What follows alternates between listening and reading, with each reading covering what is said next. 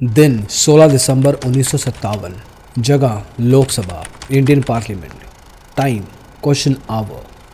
फिरोज गांधी लोकसभा में अपनी बारी के लिए इंतज़ार कर रहे थे। उन्होंने कुछ आज बात करनी थी। लोकसभा के सभी मेंबर ऑफ पार्लियामेंट्स के सामने अपनी इल्तजा रखनी थी।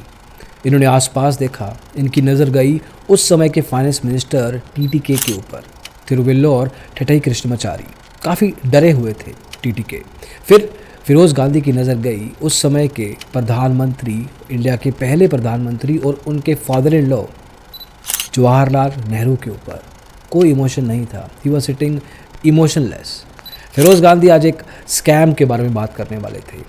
आज LIC और मुंद्रा स्कैंडल के बारे में बात होने वाली थी। फिरोज गांधी ने सांस ली, समझदारी से इधर उधर देखा, सबके एक्सप्रेशंस नोट किए और फिर कहा, आज लोकसभा में हार्ड हिटिंग होगी। मैं कुछ शार्प शूटिंग भी करूंगा।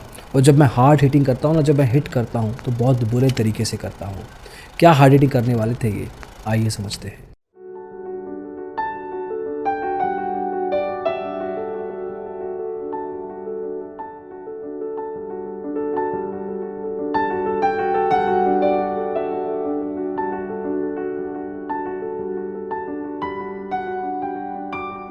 फिरोज गांधी ने समय की बर्बादी बिल्कुल नहीं की।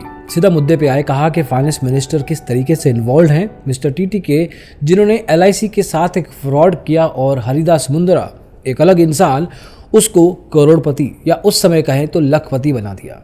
इस पे काफ़ी कांग्रेस मिनिस्टर्स ने हू हल्ला किया, कहा कि देखो ये सब गलत है एंड ऑल दैट। लेकिन फिरोज गांधी ने कहा कि सबूत रखूं, आई हैव एविडेंस। अभी टेबल पे सबूत रखूं, मैं सबको सब प्रूव कर दूंगा कि किस तरीके से फाइनेंस मिनिस्ट्री इन्वॉल्व है, किस तरीके से LIC का पैसा लगाया गया है, किस तरीके से हरिदास मुंद्रा को अमीर बनाया गया है, उससे कट लिया गया है। इस पे लोग थोड़ा सा डर गए। मिनिस्टर्स ने सोचा कि ये हरिदास मुंद्रा कौन है, ये LIC का फ्रॉड क्या है, किस तरीके से LIC को इन्वॉल्व किया गया और इसके पास ऐसे क्या सबूत है जिससे ये कांग्रेस मिनिस्टर जो फाइनेंस मिनिस्ट्री संभालते हैं वो आड़े आ सकते हैं। और जब वो आड़े आएंगे तो कुछ और लोग भी आड़े आ सकते हैं। हरिदास मुंद्रा एक ऐसा कैरेक्टर जो कि बहुत छोटे लेवल से शुरू हुआ था। एक लाइट बल्ब का सेल्समैन था, लेकिन स्टॉक मार्केट के पहले स्कैम को भी इसी पर्टिकुलर लाइट बल्ब सेल्समैन ने जन्म दिया था। भारत आज़ाद हुआ था 1947 में, लेकिन 8-10 साल के अंदर ही पहला स्कैम उजागर हो गया। एक आज़ाद देश के लिए सबसे मुश्किल चीज़ होती है कि अपने देश को आगे बढ़ के लेके चलना, करप्शन से सब कुछ दूर रखना। जब मिनिस्टर से पॉलिटिकल पावर प्ले में आएगी, लोगों का पैसा प्ले में आएगा, टैक्सी से पैसा सरकार कमाएगी, तो उसके बाद जो टैक्सेस का पैसा है अगर मिनिस्टर खा जाते हैं तो उसको करप्शन कहते हैं। लेकिन बहुत तरीके से ये करप्शन भारत में होती रही है और शायद आज भी होती है। लेकिन नंदलेस अगर हम उसी तारीख की बात करें तो करप्शन, स्टॉक मार्केट की करप्शन हरिदास मुंद्रा ने शुरू की। ये होनहार स्कैमर स्टॉक मार्केट में एक कंपनी से पैसा निकाल के दूसरी में और दूसरी से निकाल के तीसरी में पैसा डालता रहा। Over a period of time ये ब्रिटिश कंपनीज के समय से करता रहा। ऐसा नहीं है कि Indian companies, Indian listed companies के साथ किया। इस इंसान ने जब इंडिया आज़ाद नहीं हुआ था तभी से कार्यस्थली शुरू कर दी थी। बहुत सारी कंपनीज जो आज़ाद इंडिया था उसमें भी ब्रिटिश कंपनीज इन्वॉल्व थी, वो इंडिया में थी। इंडियन ब्रिटिश कंपनी इंडिया छोड़ के एकदम से नहीं गई थी, लेकिन उन कंपनीज के शेयर्स को भी मैनिपुलेट करके सर्कुलर ट्रेडिंग का इस्तेमाल करके अपना प्रॉफिट कमाता था। फॉर एग्जांपल जेसप्स इंजीनियरिंग मनी का पैसा उठा के ब्रिटिश इंडिया कॉर्पोरेशन में डाला, जो कि कानपुर की टेक्सटाइल कंपनी थी। ब्रिटिश इंडिया कॉर्पोरेशन का पैसा उठा के एक इंजीनियरिंग कंपनी रिचर्डसन एंड क्रूडेस उसमें डाला। फिर इस कंपनी से पैसा निकाल के टर्नर मॉरिसन एंड कंपनी में डाला। अब कुछ साल तो ये पॉन्जी स्कीम चलती रही, लेकिन एक पॉइंट इन टाइम पे पॉन्जी स्कीम को कंटिन्यू करना, पैसा एक कंपनी से निकाल के दूसरी में डालना ऑलमोस्ट इम्पॉसिबल हो गया। तभी ये BSE की नज़रों में आया और उन्होंने कहा कि ये बंदा फेक फिजिकल शेयर्स के धंधे में है, ये गलत काम कर रहा है, इसको बैन किया जाए। इस समय पे हरिदास मुंद्रा ने, जो उसके पास सबसे पावरफुल एसेट थी ना, क्या पॉलिटिकल पावर, उसका इस्तेमाल किया। 1956 में एक संडे की शाम को LIC के ऑफिशियल्स, मुंद्रा और फाइनेंस मिनिस्ट्री के कुछ लोग आपस में मिले। बहुत बेहतरीन पार्टी हुई। इस पार्टी में डिस्कशन किया गया कि किस तरीके से मुंद्रा की 6 प्राइवेट कंपनीज में LIC अपना पैसा लगाएगा। LIC उस पर्टिकुलर पॉइंट इन टाइम पे पैसा लगाएगा जब मिस्टर हरिदास मुंद्रा अपनी कंपनी के शेयर प्राइस को ज़बरदस्ती बढ़ा देंगे। 30 से 40% शेयर प्राइस को बढ़ाया जाएगा। ये तभी किया गया जब LIC ने कंफर्मेशन दिया कि आप शेयर के प्राइस बढ़ाओ, बढ़े हुए प्राइसेस पे मैं आपके शेयर्स को खरीदूंगा और वो इंडिया का पैसा जो LIC में था वो आपकी कंपनी में मैं लगा दूंगा। देखिए किस तरीके से प्राइस मैनिपुलेशन स्टॉक मार्केट में उस ज़माने से चलती आ रही है। उस समय तो कोई ऐसी एडवांस टेक्नोलॉजी भी नहीं हुआ करती थी, तो उस समय तो it was very easy for anybody to inflate and manipulate the share prices, जो कि इन्होंने किया। सामने नहीं आई ये बात। 3 अगस्त 1957 को जब स्टेट्समैन एक अखबार ने इस बात को प्रिंट किया कि कहा कि LIC की इन्वेस्टमेंट कौन कौन सी कंपनीज में हुई है, इसका ब्यौरा देना चाहिए। इस बात को और उजागर किया राम सुभाग सिंह ने 1957 4 सितंबर को, जिसमें उन्होंने पूछा कि मैं आपसे 3 सवाल पूछता हूँ। अब ये जो फॉर्मेट ऑफ सवाल था कुछ ऐसा था जिसमें कि आंसर देना वर्बली ज़रूरी नहीं था, लिखित में आंसर देना था और कोई फॉलोअप क्वेश्चन नहीं पूछ सकते। 3 सवाल उन्होंने पूछे। पहला, LIC ने कौन कौन सी प्राइवेट कंपनीज में पैसा लगाया है। दूसरा, कितना पैसा लगाया है। तीसरा, क्यों पैसा लगाया है, क्या रीजंस हैं इसके। इस पर मिनिस्ट्री ने जवाब तो दिया, लेकिन घुमा फिरा के, मतलब कोई येस एंड नो, कुछ क्लियर आंसर नहीं दिया। अब यहाँ पे गाड़ी रुकने वाली थी नहीं। राम सुभाग सिंह पहुंचे मिस्टर फिरोज गांधी के पास। इन दोनों ने पहले भी बहुत सारे केसेस को पॉलिटिकली और चाहे फाइनेंशियली, चाहे जैसे भी स्कैम्स होंगे, उन सब को उजागर किया था इससे पहले। फॉर दैट मैटर 29 नवंबर 1957 को राम सुभाग सिंह ने इसको पार्लियामेंट में ओपनली पूछा with the help of mister Firoz Gandhi. Firoz Gandhi तब बोले नहीं, लेकिन जब राम सुभाग सिंह ये सवाल पूछ रहे थे तब फिरोज गांधी की नज़र पड़ी TTK के ऊपर। TTK फाइनेंस मिनिस्ट्री संभालते थे। उन्होंने देखा कि आंसर करते हुए काफ़ी कांप रहे हैं TTK, कुछ ना कुछ तो दिक्कत है, कुछ ना कुछ तो प्रॉब्लम है दया, ऐसा कुछ सोचा उन्होंने और एक्चुअल में प्रॉब्लम निकली भी। अब ये सारा माजरा हुआ कैसे। 21 जून 1957 को TTK जो प्रिंसिपल सेक्रेटरी थे, मतलब जो असिस्टेंट थे एक तरीके से उस लेवल के, वो मिले थे मिस्टर मुंद्रा से। मुंद्रा ने कहा कि मेरी 6 कंपनीज में आप 80 लाख रुपए लगाइए, बाकी 40 लाख रुपए आप अलग से लगाइए।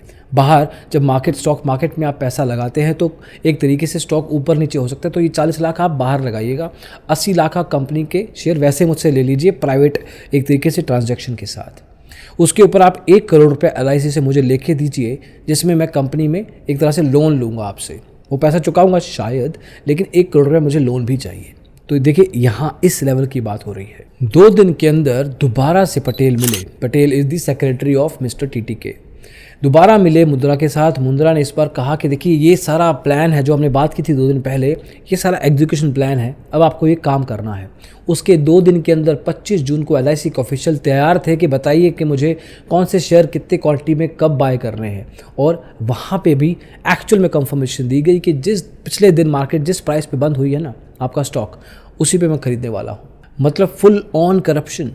अभी बात जब नेहरू जी के पास पहुंची, प्राइम मिनिस्टर के पास पहुंची, तो अपने दामाद पे डायरेक्टली इन्होंने विश्वास नहीं किया। उन्होंने कहा कि देखिए लोग कहेंगे फैमिली मैटर है, लोग आपस में ही कुछ ना कुछ बात बनाएंगे।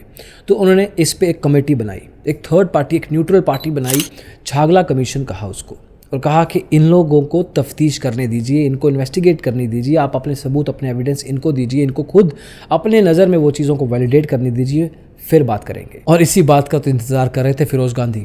छागला कमीशन चाहे न्यूट्रल थी चाहे जैसी भी थी, वो चाहते थे कि एक कोई कमीशन बैठे, कोई इंडिपेंडेंट अथॉरिटी हो जिससे इस केस को एक्चुअल में इन्वेस्टिगेट किया जा सके, और वो हुआ।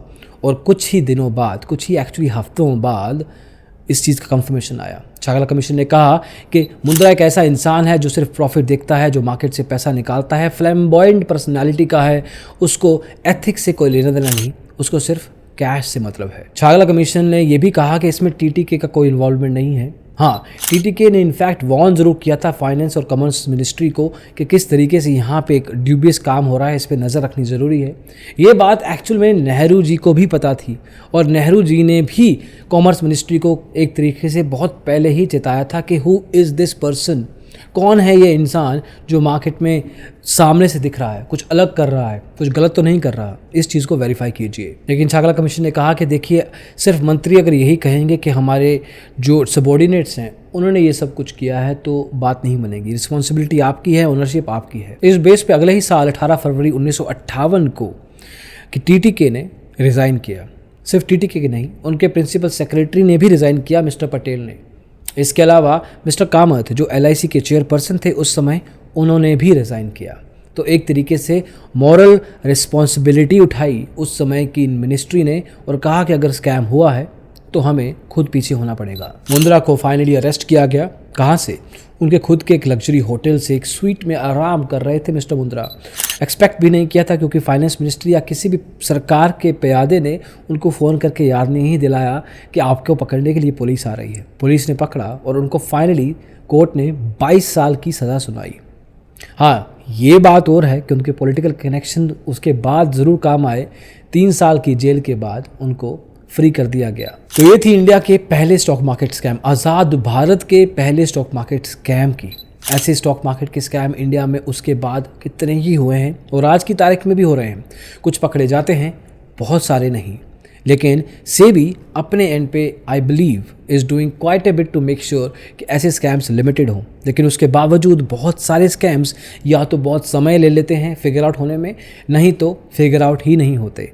तो उन चीज़ों पे भी ध्यान देना ज़रूरी है। हमारी इस सीरीज़ में होपफुली आपको ये पर्टिकुलर पीस इन्फॉर्मेटिव लगा हो। ऐसे और वीडियोस हम ज़रूर लेके आते रहेंगे। अब तक अगर सब्सक्राइब नहीं किया है आपने तो सब्सक्राइब ज़रूर कीजिएगा, हमारा कॉन्फिडेंस डेफिनेटली बढ़ता है। अगले वीडियो में जल्दी मिलेंगे। इसको देखने के लिए बहुत बहुत शुक्रिया। Bye bye.